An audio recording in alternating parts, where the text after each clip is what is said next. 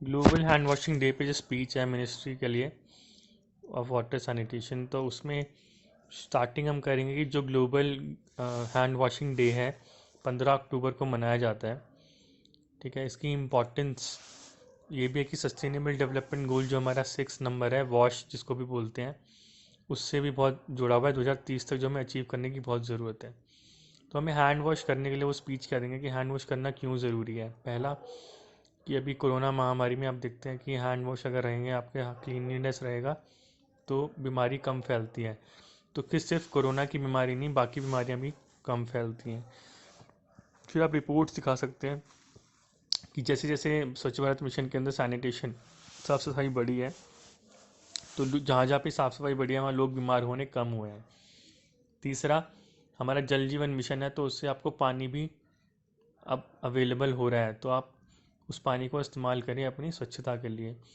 फिर एक हमारा रिलीजियस एंगल डाल सकते हैं कि हमारे शास्त्रों में, हमारे पुराणों में, हमारे वेदों में, और साथ में आप जब भी कहीं पे मंदिर में कहीं पूजा करने जाते हैं, या कहीं पे भी पूजा करने जाते हैं, या मस्जिद में भी अगर आप जाते हैं, या गुरुद्वारे में, या कहीं भी जाते हैं, तो सबसे पहले अपने हाथ पैर धोते हैं तभी अंदर घुसते हैं।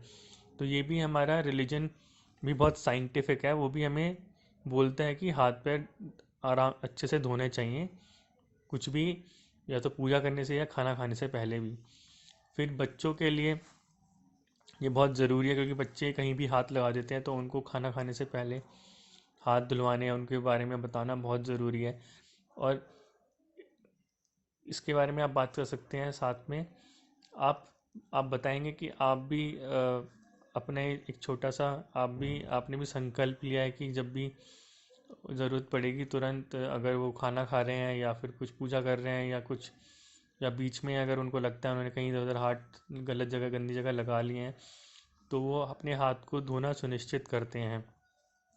तो खुद भी करते हैं, प्रधानमंत्री भी उनकी अपनी वीडियोस वगैरह भी वो शेयर करेंगे उनके साथ साथ।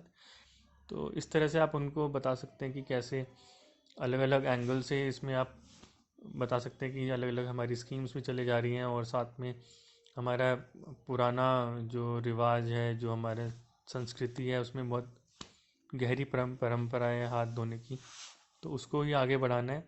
और जब जैसे ही लोग अपनी स्वच्छता का ध्यान रखेंगे, तो कम बीमार पड़ेंगे, और देश उनका जेब खर्चा भी कम होगा।